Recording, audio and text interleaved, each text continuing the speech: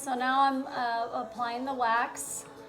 I have the shape down, and now I'm just gonna go through with the wax to make sure I have the crisp lines I want. As you can see, I filled them in so that I could simply follow the lines.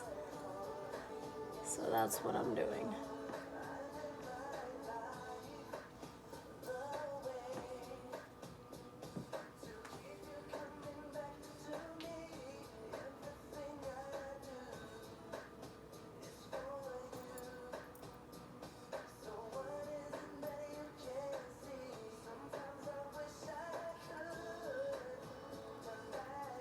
This is like old school music.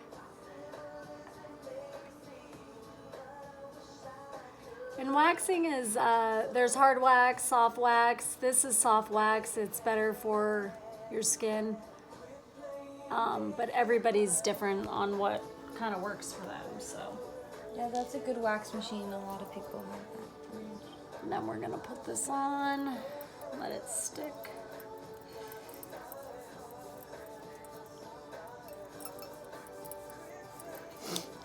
I should have on gloves, it's easier.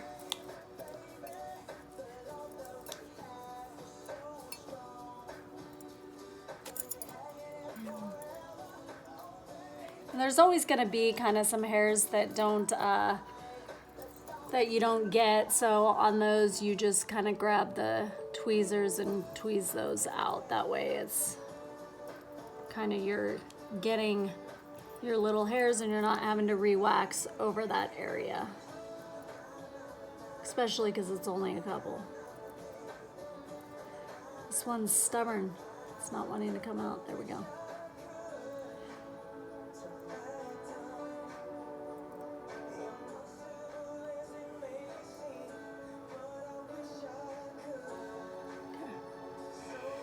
But look at how clean her brow is.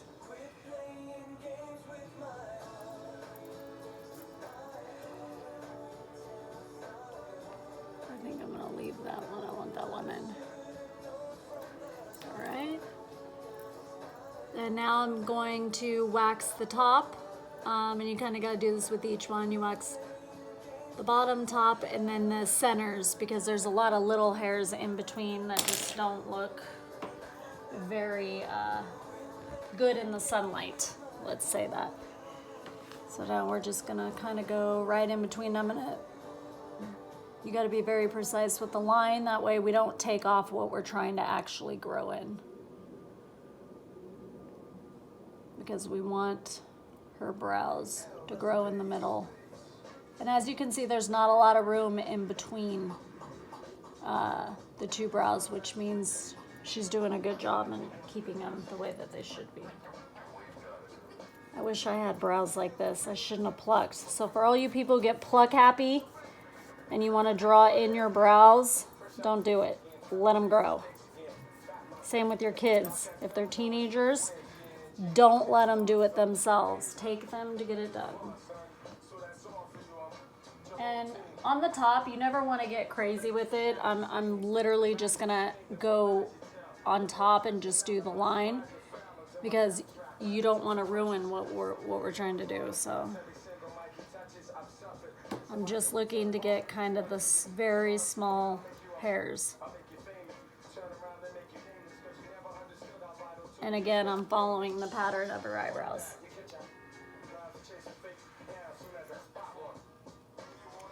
So I've been doing this for a long time. Believe it or not, I'm not an esthetician. I don't have my license, but I am gonna start doing this and start just kind of, it's a hobby. I do my kids, I do family, friends. So if you're interested in kind of growing your brows out the way you want them and having nice, beautiful brows like this, feel free to message me on Facebook, and I do house calls. Those prices are a little different. However, I have a little room set up at my house in which I do this and take appointments. So again, I do regular eyebrow service and then also do tinting as well, which I think is important. But look at that. I mean, that is a pretty perfect eyebrow right there.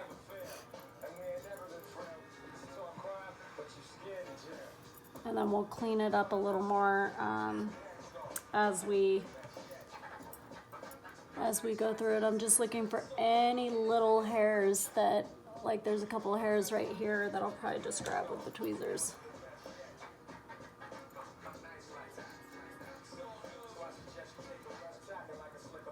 Also, it's super important. I know you guys can kind of just go to anybody, but again, you're gonna get what you pay for. So try to find somebody that is has a love for it at least. Okay, so here I go. I'm gonna kind of just, as you can see, very, very precisely following her line so that we're not taking off what we're trying to grow. And that's why we fill them in so pretty prior, because we want to keep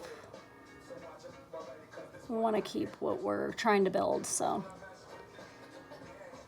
if you don't go to somebody who knows what they're doing, we've all seen it. You can walk out and your brows don't match, or freaking one's crooked.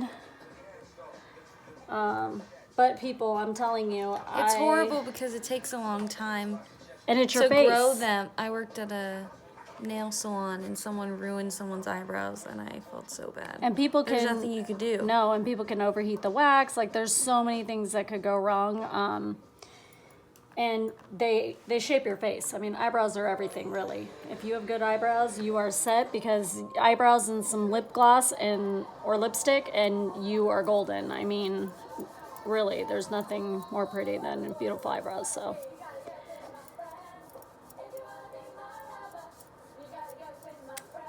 right now I'm not on a table, I'm just doing Savannah. See how she, like, I tell her not to do that. One time she's gonna do that and I'm gonna take off her dang brow. I get nervous. But look at that. I mean, look at how freaking pretty that is. Now I'm just gonna brush them up and make sure that I haven't gotten any, little fine lines.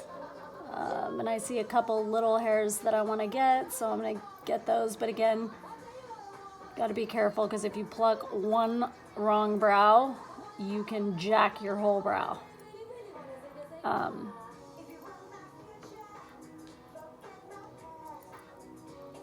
And microblading, guys, or even tattooing. So I'm gonna share with you guys, I tattooed, well, you're supposed to do a couple sessions. I tattooed and did mine one session, and then I decided to microblade probably like 3 years later, because I never went back for my session.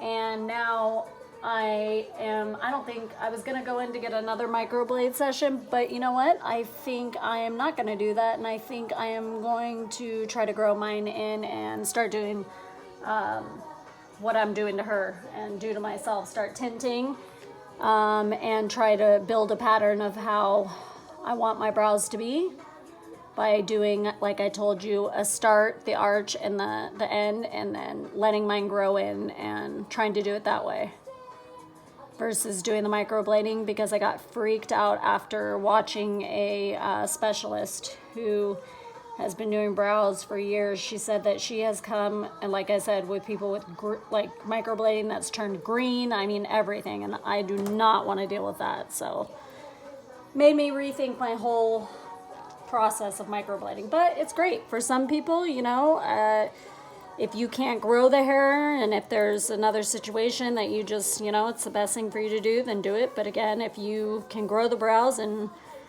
it takes time, and you have to go and train them, and you have to, figure out what your shape is, and that's kind of what I do.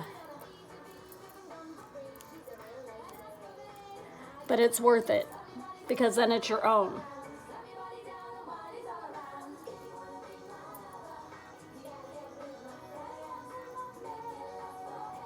Okay, I'm gonna clean up one area and then I'm pretty much done, but I mean, they look pretty good. Let's see.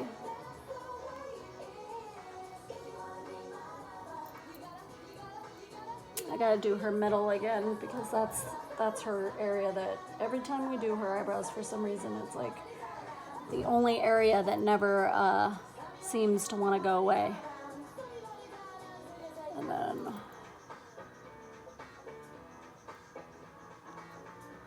I'm gonna just put some right there. There we go. Here we go.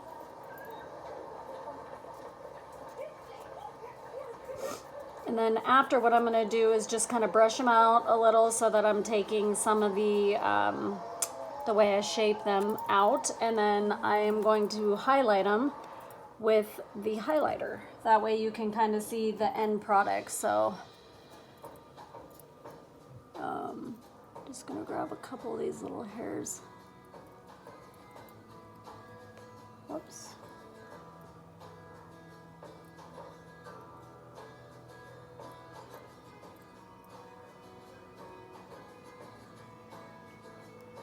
See, there's these little ones that are too short that sometimes don't grab. But all right, I'm gonna start cleaning up this. Let's see. Now let me get her highlighter stuff so that I can do that. And then you can see the final product.